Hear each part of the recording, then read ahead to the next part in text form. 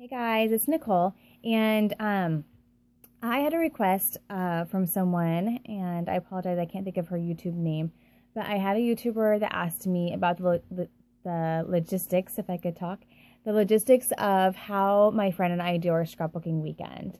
Some details about just how we make that work. And so I thought that I would just do a quick video and talk about what we do. And we've definitely changed over time and figured out what works best for us. We've kind of perfected some things to make it as least expensive as possible. And so I decided to talk about that for really quickly. And I encourage everyone, if you can, to do it. I know it's hard. We are both blessed to have husbands who will give us the time away and will take care of the kids in the house while we're gone. And we're very blessed to be able to do this. And we do it about 3 to 4 times a year. Usually closer to probably 3, I'm guessing. Anyway, and so basically some background.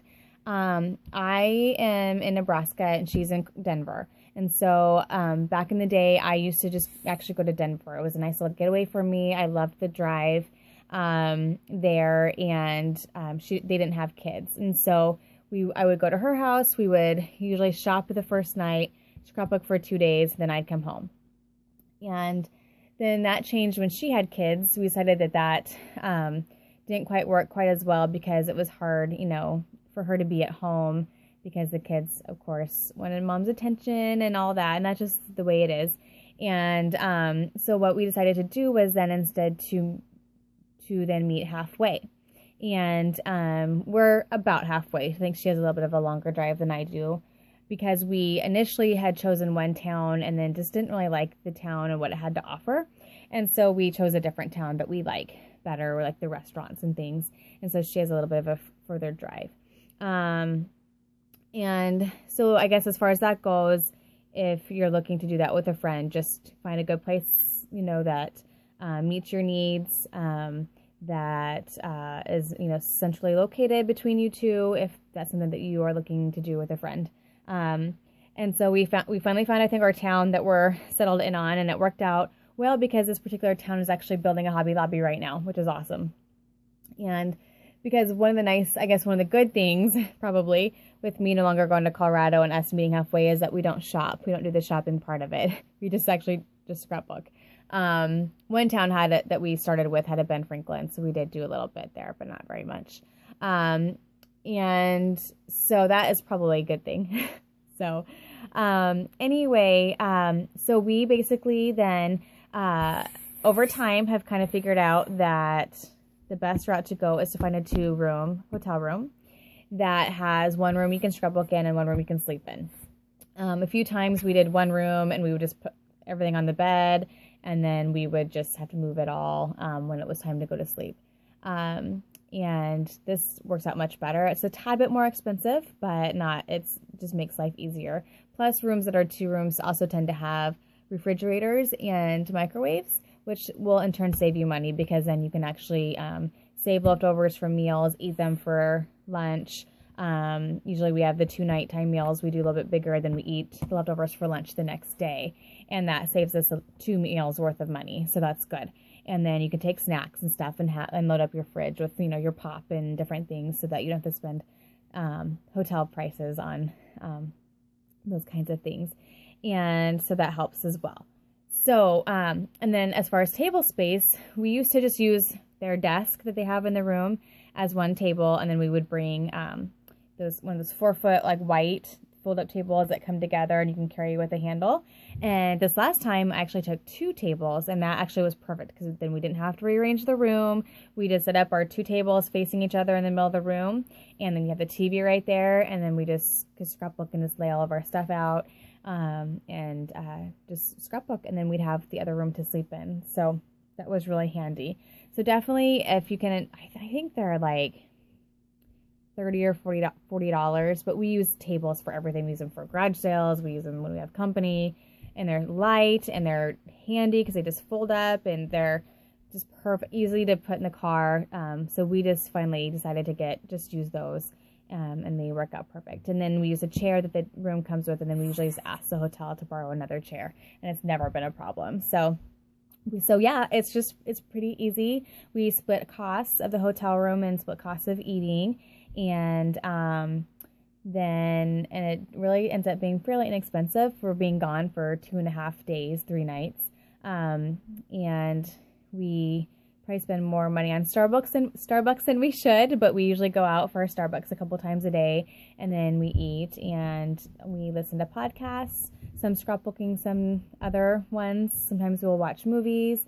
If you want to bring your own movies, most hotel rooms still have DVD players, but you might want to ask. They may have one that you can borrow that they have in their office, or you might be able to bring your own.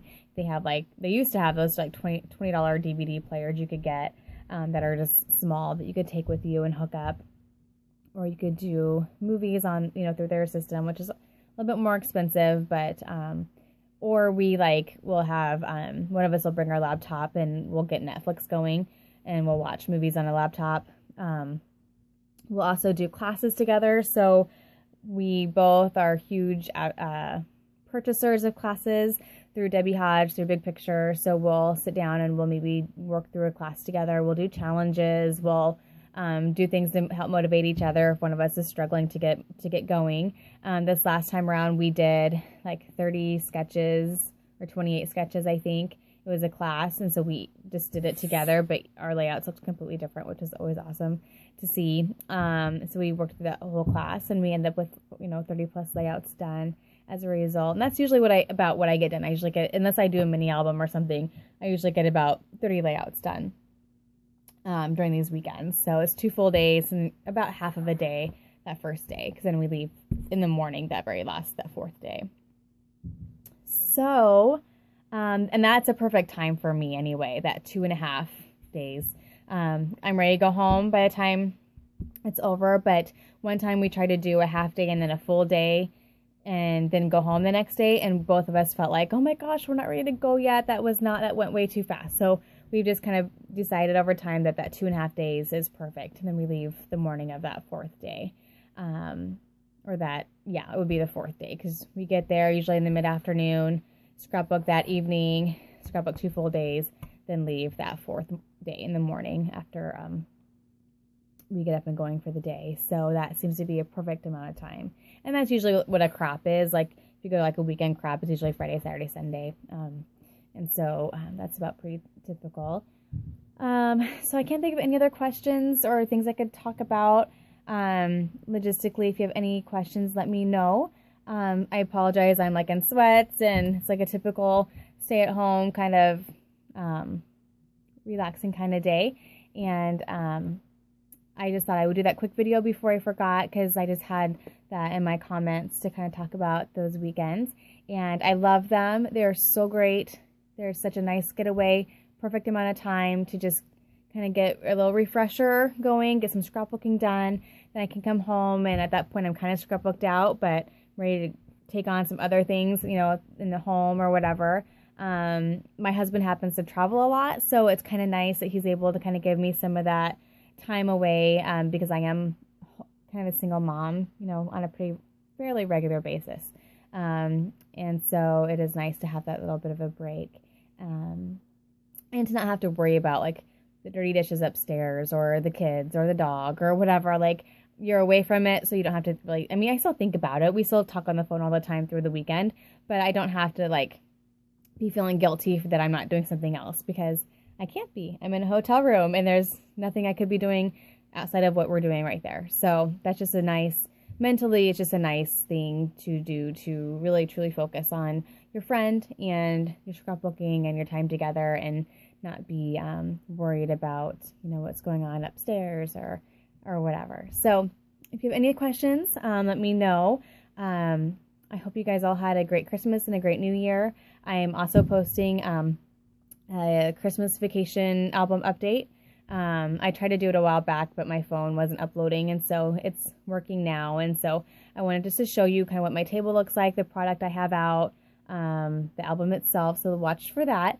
And hopefully, I'll try to do a couple process videos. We'll see what happens. I don't know, we'll see. Otherwise, I'll probably be back with a share of layouts I've gotten done in the Christmas Vacation album. I do see myself taking a break from it and packing this kit up and doing some other scrapbooking for the, and then kind of coming back and forth to this. I do that with my Disney album. I go back and forth to it. I don't always have it out, and so I see the same thing happening with this album. I'll probably pack it away somewhere, not pack it, but like organize it somewhere and have it accessible. So when I feel like working on it, I can. So I may be back, soon too with another kit video to get some other product out to play with. So anyway, I will quit blabbering, and as I usually do, and I will see you guys soon. Thank you. Bye-bye.